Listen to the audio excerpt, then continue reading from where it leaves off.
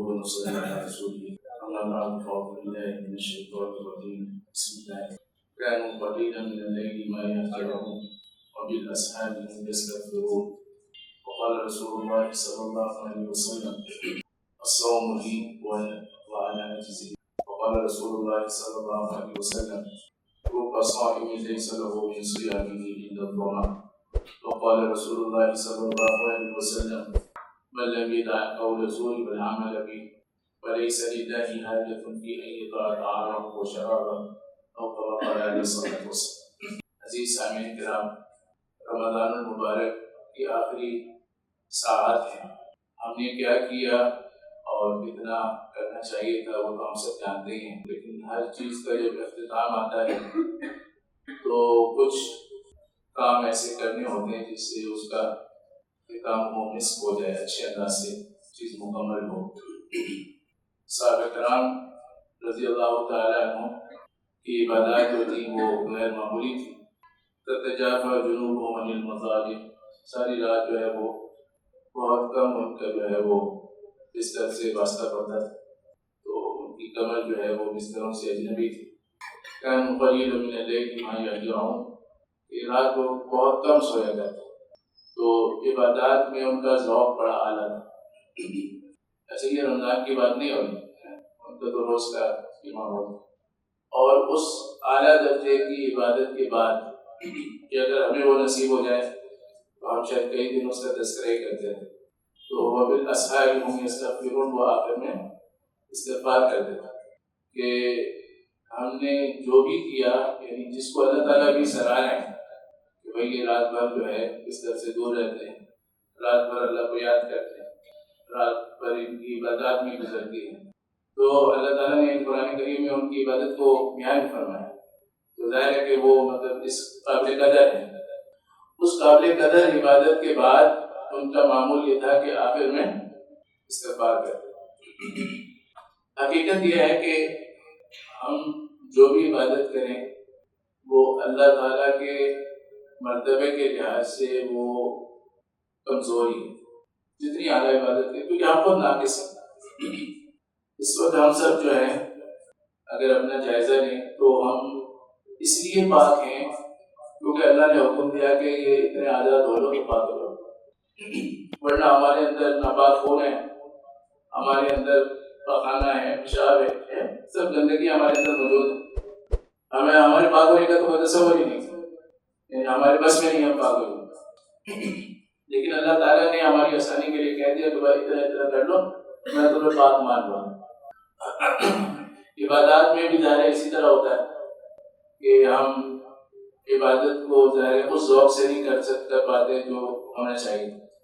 فرشتے جو ہیں وہ اللہ تعالیٰ کے مکلف نہیں ہیں لیکن مامور ہیں اور وہ اس کے خلاف نہیں کر سکتے. تو فرشتے جو عبادت کرتے ہیں وہ عبادت اگرچہ ہمارے لحاظ سے تو اس کی اتنی اہمیت نہیں ہے، لیکن حقیقت میں تو عبادت وہی ہے کہ جب سجدے میں لگائے تو سجدے میں لگے ہوئے، جب رکوع میں لگائے تو رکوع میں لگے ہوئے. جس کام کے لیے اللہ نے کہا بس وہی کام ہو رہا ہے. اللہ نے آزمائش کے لیے انسان اور جنات کو اختیار دیا ہے کہ اپنی مرضی سے ہم عبادت کرتے ہیں. تو اللہ کے یہاں اس کی ایک الگ قیمت ہے، وہ اپنی جگہ ایک بات ہے.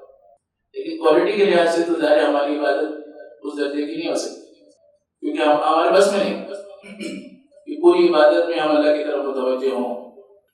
پوری عبادت کے اندر جو ہے ہمارا ذوق ایک جیسا رہے، ہماری موٹیویشنل لیول ہمارا ایک لیول پر ہو، یہ بہت مشکل کام ہے.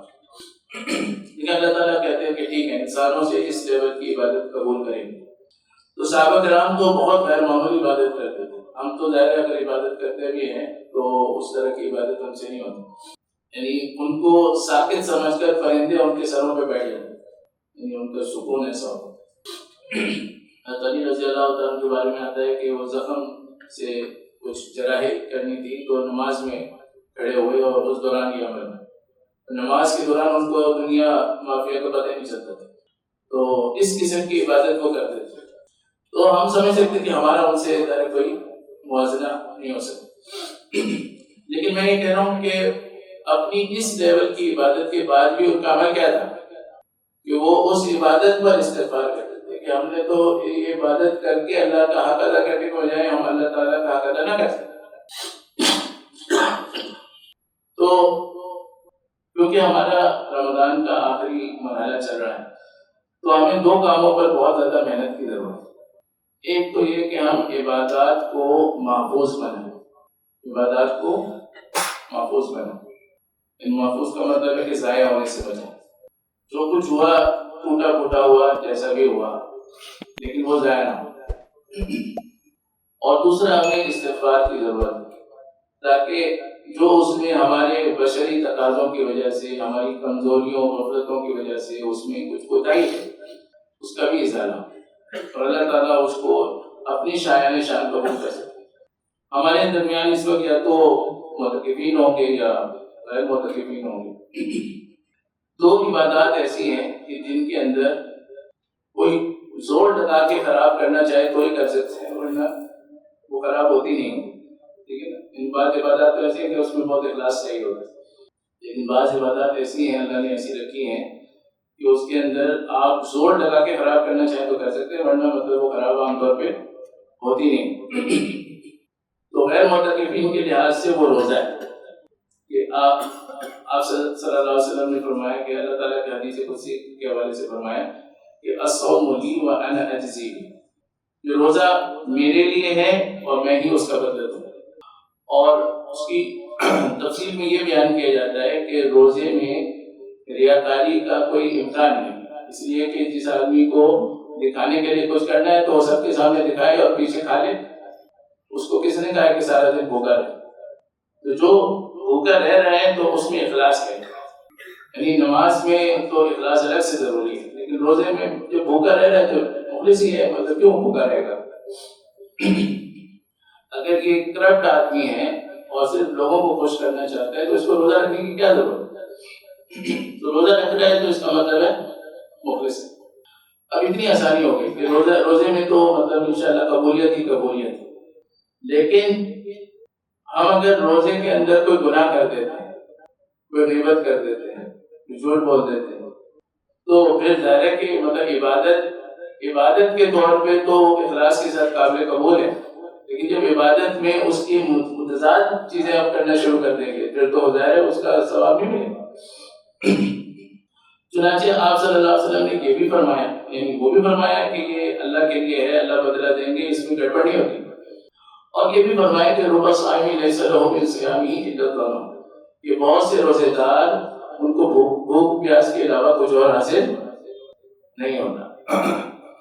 اس کی وجہ یہی ہے کہ وہ روزہ رکھ کے حلال چیزوں سے بچ جاتے ہیں، حرام چیزوں کا ارتکاب کرتے ہیں. یعنی روزے کا مقصد یہ تھا کہ حلال سے بچیں اور حلال کے بچنے کی مشق سے حرام سے بچتے رہے سارا ساتھ. لیکن انہوں نے کہہ دیا کہ حلال سے تو وہ بچ گئے، یعنی کھایا پیا نہیں اور بیوی سے دور رہے، لیکن غیبت اور دیگر چیزیں، جھوٹ، دھوکہ، یہ سب چیزیں تو ہمیشہ سے حرام تھی، ان چیزوں میں پڑتے رہے. تو حدیث میں آتا ہے الصیام جنہ ما لم یفرق، کہ روزہ ڈھال ہے، اور تشریح میں آتا ہے کہ آگ سے ڈھال جہنم سے رہائی کا ذریعہ ہے. لیکن جہنم سے رہائی کا ذریعہ یا ڈھال کب تک ہے؟ ما لم یفرق، کہ جب تک اس کو پھاڑ نہ ڈالے. ٹھیک ہے، اگر کوئی ڈھال ہے اور ڈھال سے آپ دفاع کر رہے ہیں لیکن ڈھال میں سوراخ ہوئے ہوئے ہیں، پھٹی ہوئی ڈھال ہے، تو کہیں سے بھی کوئی اسلحہ آ کے آپ کو لگ سکتا ہے. اس کا مطلب یہ ہے کہ اگر آپ نے اس میں حرام کام جاری رکھے روزے میں تو پھر یہ روزہ جو کہ ہمیشہ اس میں اخلاص بائی ڈیفالٹ موجود ہے، اس میں ایسا نہیں ہونا چاہیے کہ مطلب کوئی روزہ رکھے اس میں اخلاص دیکھنا پڑے، مطلب ہوگا لیکن اپنی بیوقوفی سے اس کو تباہ کر دے. اسی طریقے سے جو معتکف ہوتا ہے تو معتکف اصولی طور پہ تو وہ لیلۃ القدر کے لیے آتا ہے. آپ صلی اللہ علیہ وسلم نے بھی اسی لیے اہتمام فرمایا اور دوسروں کو بھی کہا، ٹھیک ہے، کہ تہروا لیلۃ القدر. تو لیلۃ القدر کی اس میں آتا ہے وہ تلاش میں، اور لیلۃ القدر کے اندر عبادت کی حالت میں اگر ہم موجود ہیں تو لیلۃ القدر ہمیں حاصل ہو گیا. مرتبے تو مختلف ہو سکتے ہیں لیکن اگر عبادت کی حالت میں لیلۃ القدر کو ہم نے پا لیا ہے تو بس مطلب بنیادی مسئلہ ہمارا حل ہو گیا. تو آپ کو پتہ ہے کہ معتکف جو ہے نا وہ اگر سو بھی رہا ہو تو وہ عبادت ہے. تو یا تو معتکف عبادت کر رہا ہوگا معروف عبادتوں میں سے کوئی، یا وہ سو رہا ہوگا. تو ایسا نہیں ہو سکتا کہ کسی کو لیلۃ القدر نہ ملے. ہر معتکف کو لیلۃ القدر ملنا یقینی. لیکن بات وہی ہے کہ جس طرح میں نے روزے میں کہا کہ اخلاص تو بائی ڈیفالٹ موجود ہے، لیکن اپنی بیوقوفی سے ضائع کرے. تو بہت سے معتکف بھی ہو سکتے ہیں کہ وہ اس بیوقوفی سے اس کو ضائع کرے. اور اس کے ضائع کرنے کا کیا مطلب ہے کہ لیلۃ القدر کو تو پائے گا لیکن خدا نہ خواستہ کسی گناہ کی حالت میں پائے گا. بھائی مسجد آ گیا، عبادت کے ماحول میں آ گیا، نیک لوگوں کے ماحول میں آ گیا، ذکر اذکار کے ماحول میں آ گیا. اب زیادہ زیادہ یہ عبادت کر رہا ہوگا یا سو رہا ہوگا ہمیں سمجھ میں تو نہیں آنا چاہیے. لیکن اگر وہ موبائل وغیرہ کے چکر میں لگا ہوا ہے اور رابطوں دنیاوی رابطوں میں لگا ہوا ہے، یا اپنی رات کو گزارنے کے لیے گپ شپ کر رہا ہے اور گپ شپ کرتے کرتے غیبت جھوٹ کہیں نہ کہیں پہنچ گیا، تو یہ وہ شخص ہے جو اپنی بیوقوفی سے عبادت ضائع کرتا. اس سے تو بہتر تھا کہ یہ ساری رات سوتا رہتا، کیونکہ یہ سوتا تو اس کو ادنا درجے کی عبادت نصیب ہوئی. اور معتکف کے لیے تو حدیث میں یہ بھی آتا ہے نا کہ یجزا من الحسنات کعامل الحسنات کلھا، کہ اس کو ان نیکیوں کا بدلہ بھی دیا جاتا ہے جو کہ وہ مسجد میں آنے کی وجہ سے نہیں کر سکتے. یعنی کوئی عیادت کرنے جائے گا، کوئی تعزیت کرنے جائے گا، بہت سارے کام جو ہے وہ مسجد میں نہیں باہر ہی ہوتے ہیں. تو اس قسم کی جو اجر اس کے رہ گئے تھے وہ بھی اس کو ہم دے دیتے ہیں. تو باہر کے جو نیکیوں کے امکانات ہیں وہ تو اس کو فری میں وسیع مل رہے ہیں، اور اگر وہ سوتا رہتا تو یہاں پر بھی اس کا اجر لکھا جاتا. لیکن اس نے کیا بیوقوفی کی کہ اس نے اپنے اسی نیکی کی کے زمانے کو اس نے گناہوں میں، مکروہات میں، یا کم از کم لایانی میں لگا لیا. اور جیسے اس نے اس میں لگایا تو پھر یعنی وہ معتکف جس کے بارے میں عام کوئی آدمی اگر ایک رپورٹ لکھ کے تو ہو گیا بھی اس سے تو یعنی اس کے حصے میں تو لیلۃ القدر کو آنا ہی نہیں ہے، اور اس کا تو کبھی خسارہ ممکن نہیں ہے. یعنی ایک ظاہری پرسپشن تو یہ بنے گی، لیکن اس نے بیوقوفی کر کے وہ سارے حالات ضائع کر کے اپنے لیے گناہ کما دیا. تو میں نے کہا دو عمل ہمیں کرنے بہت ضروری ہے کیونکہ آخری مراحل ہیں. ایک تو اپنی عبادات کو ہم سیکیور کریں، محفوظ کریں، عبادت کریں یا مباح درجے کی بات چیت کریں، ٹھیک ہے، یا پھر ہم سو جائیں، ٹھیک ہے نا. کوئی بھی نیگیٹو مارکنگ نہیں ہونی چاہیے کہ ہم ادھر سے ثواب کما رہے ہیں پھر اگلے گھنٹے میں گناہ کما رہے ہیں پھر ثواب کما رہے ہیں.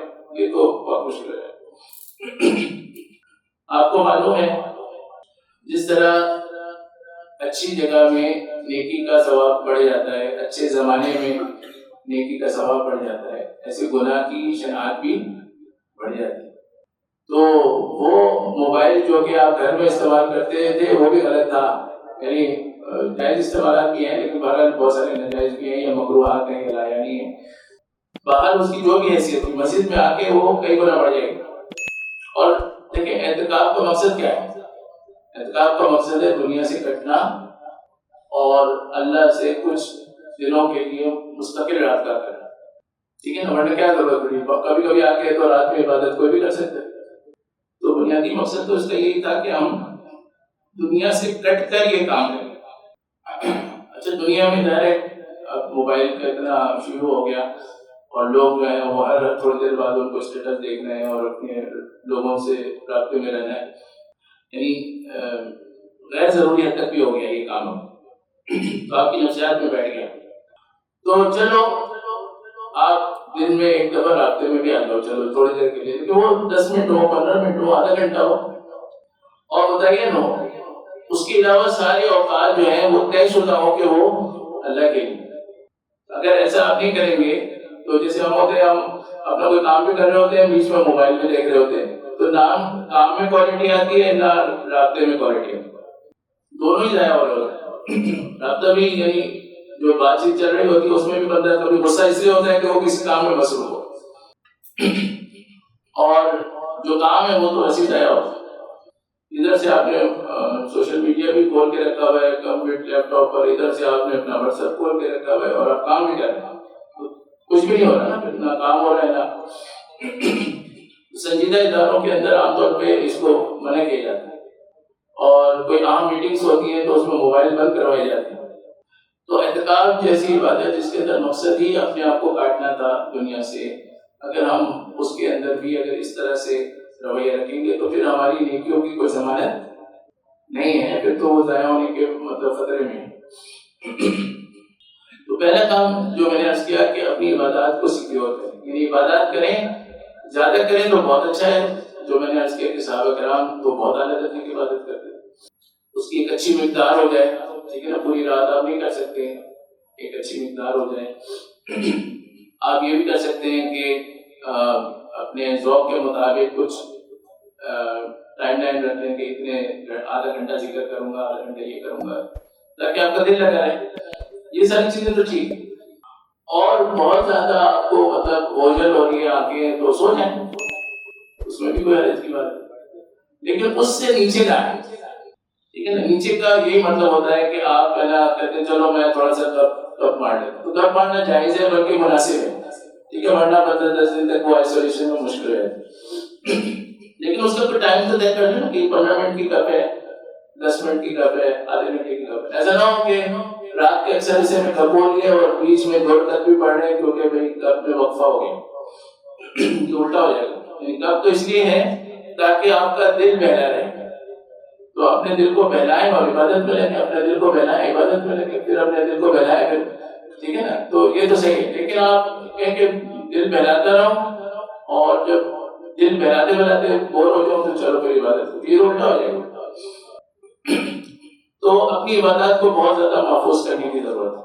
اب تک ہم نے جو ہوا جو کیا، ہم ہر ایک اپنا جائزہ لے سکتا ہے، میں خود بھی لے سکتا ہوں، کمزوریاں ہی ہوں گی ظاہر ہے، یعنی انسان کے بس میں نہیں ہے اللہ تعالیٰ کا جو مرتبہ ہے ویسی عبادت کر سکے، تو کمزوریاں تو ہوں گی، جس نے اچھا کیا ہوگا وہ بھی یہی سمجھ رہا ہوگا کمزور ہے، لیکن ہماری واضح غفلتیں بھی بہت زیادہ ہوں گی، ہر ایک کو پتا ہوگا، تو ان تمام غفلتوں سے ہم فوری طور پر رک جائیں اور آخری جو ساعات ہیں ان کو یقینی بنائیں کہ ہماری عبادت اچھی ہو، ٹھیک ہے، یعنی عبادات اچھی ہو کا مطلب ہے کہ وہ عبادت اس میں کوالٹی عبادت کے ذریعے سے آئے، ادھر ادھر کی چیزیں نہ ہوں، کوانٹٹی اتنی عام بھی نہیں ہے، کیونکہ آپ کو پتا ہے کہ قیامت کے دن اعمال کا وزن ہونا ہے، ٹھیک ہے، گنتی نہیں ہونی۔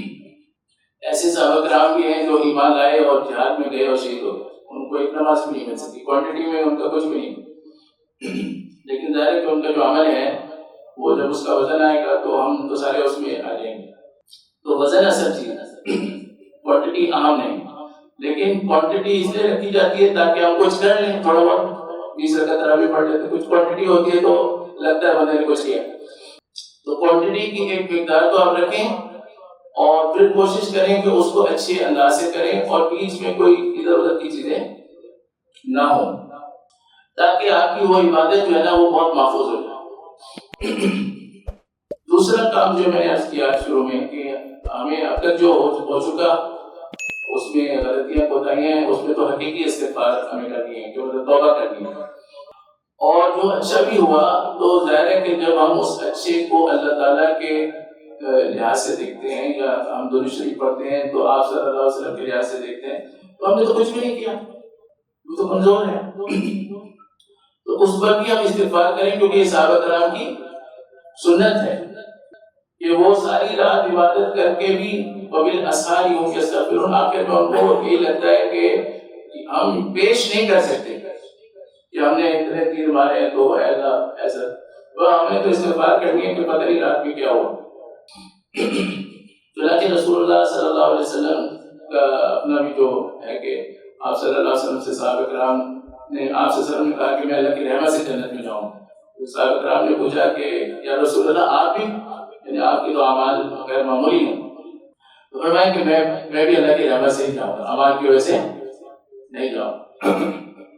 تو جب رسول اللہ صلی اللہ علیہ وسلم اعمال کی وجہ سے دعویٰ نہیں کر رہے، ٹھیک ہے نا، اعمال کو مطلب پیش بھی کرتا ہے تو مطلب روتے دھوتے پیش کرتا ہے، جو بھی ٹوٹا پھوٹا ہو گیا، تو اعمال تو ہم صحیح معنوں میں پیش نہیں کر سکتے، لیکن اعمال کرتے اس لیے ہیں تاکہ اللہ تعالیٰ کو ہماری سنجیدگی کا یقین ہے، ٹھیک ہے نا. ہم اللہ سے یعنی نسبت کی بات کر رہے ہیں، اللہ کے ماننے کی بات کر رہے ہیں، آپ صلی اللہ علیہ وسلم کی اتباع سنت کی بات کر رہے ہیں، ٹھیک ہے نا. آپ صلی اللہ علیہ وسلم کی شفاعت کے ہم منتظر ہیں، آپ صلی اللہ علیہ وسلم کے حوض کوثر پہ جام پینے کے منتظر ہیں. یہ ہماری کچھ نسبتیں ہیں، ہماری کچھ چاہتے ہیں، تو ان کو اس میں سنجیدگی دکھانے کے لیے ہم کچھ کرتے ہیں. باقی یہ کہ اللہ تعالیٰ چاہیں تو ہلکی سی یعنی کوانٹٹی کے لحاظ سے ہلکی بات کو بھی اللہ تعالیٰ وزن کے لحاظ سے بڑھا دے، اور اگر اللہ تعالیٰ چاہیں تو بہت ساری کوانٹٹی والی چیزوں کو ضائع کر دے. اور اس میں بنیادی چیز وہی ہے کہ ہم سے کوئی غلط کام نہ ہو رہا ہو، کوئی ہمارے میں نیگیٹو مارکنگ نہیں ہونی چاہیے. تو تمام حضرات جو متقین ہیں، خاص طور پہ اللہ تعالیٰ نے ان کو اس دفعہ توفیق عطا فرمائی ہے مسجد میں آنے کی. جو دیگر نمازی بھائی ہیں غیر معتکف، اور وہ ماشاءاللہ عام نمازوں کے اندر بیٹھ رہے ہیں، بیانات بھی سن رہے ہیں، تو آپ لوگوں سے درخواست ہے کہ رمضان کا جو آخری حصہ ہے اس کے اندر تھوڑی سی ہمت دکھا کے ان چیزوں کو ہمیں سیٹ کرنا چاہیے. جو عبادت ہو گئی ہے اور اس پہ اللہ کا شکر بھی ادا کریں، اور پھر یہ ہے کہ اگلے 1-2 دن کی جو عبادت ہے اس کو ہم کوشش کر کے اس دفعہ میں اصل میں بیت اللہ کمیٹی میں بھی ہوں، تو چاند کے جو حوالہ میں اندازہ ہوتا ہے تو زیادہ امکان 29 کا اس دفعہ، ٹھیک ہے نا. تو دن بہت کم ہے آپ کے پاس، ٹھیک ہے. تو آپ اس کا بہت خیال کریں کہ بس ہمیں انہی دنوں کے اندر جو ایک ہی دن ہے سمجھیں، اس کے اندر ہمیں جو ہے اس کو بات کو سمیٹنا ہے، ٹھیک ہے نا. تو جتنی عبادت ہو سکے، اگر اس میں ہم نیند خراب بھی ہو جائے، ٹھیک نا، تھوڑا سا حرج بھی ہو جائے، تھوڑی سی قربانی بھی لگ جائے، ٹھیک ہے، تو ہم اس کو کر لیں، کیونکہ یہ ایک آدھ دن ہے، اس میں جتنا کما لیا کما لیا. اس کے بعد تو ظاہر ہے پھر ہم چاہیں گے بھی تو ہم سے ہو بھی نہیں سکے گا، اور پھر اس کا وہ مرتبہ بھی نہیں ہوگا جو ہم چاہ رہے ہیں. تو اللہ تعالیٰ سے دعا ہے اللہ تعالیٰ ہمیں سمجھنے کی توفیق عطا فرمائے، اللہ تعالیٰ ہمیں صحیح عبادت کی توفیق عطا فرمائے. عبادت کے ساتھ جو ہم عام طور پر اپنی غفلت کی وجہ سے مکروہات کو ملا لیتے ہیں اور دیگر چیزوں کے ساتھ چلتے رہتے ہیں، اللہ تعالیٰ اس میں ہمیں فراست عطا فرمائے، سمجھ عطا فرمائے، اور ہماری عبادت کو خالص کر کے اپنے لیے قبول فرمائے. اور ساتھ میں اللہ تعالیٰ جو ہے جو ہم سے کمی کوتاہی ہے ہماری استغفار کی برکت سے اللہ تعالیٰ اس کو پورا فرما دے، تلافی فرما دے، تاکہ ہم جو ہے اس رمضان کے بعد جو اللہ تعالیٰ کے وعدے ہیں کہ جہنم سے رہائی ہو جاتی ہے اور اس میں بھی آ جائیں. اور جو رمضان جو ایک سیکھنے کا مہینہ ہے، اس کی وجہ سے زندگیوں میں تبدیلی آتی ہے، انقلاب آتا ہے. اکثر لوگوں نے جنہوں نے بھی کبھی داڑھی رکھی ہوگی یا کچھ بھی کوئی نیکی کی طرف آئے ہوں گے، یا کسی بچے نے مدرسے میں داخلہ ہے، تو اس کے رمضان کا اس میں بڑا دخل ہوتا ہے، کیونکہ رمضان میں ایک لمبا موقع اس کو ایسا ملتا ہے جس میں وہ اچھی باتیں سوچ رہا ہوتا ہے. شیطان قید ہوتا ہے، سرکش شیاطین قید ہوتے ہیں، نفس کمزور ہوتا ہے، معاشرے میں نیکی ہوتی ہے، نیکی غالب ہوتی ہے، لوگ اچھے اچھے مشوروں کو قبول کر رہے ہوتے ہیں. تو اکثر اگر اپنی تاریخ کو دیکھیں گے تو ان کے رمضان کے مہینوں میں تبدیلیاں محسوس ہوں گی. تو اللہ تعالیٰ اسے تبدیلی کا مہینہ ہمارے لیے بنا دے، اور ہمیں جو ہے نا ایک انقلابی زندگی اللہ تعالیٰ عطا فرمائے. الحمدللہ رب العالمین والصلاۃ والسلام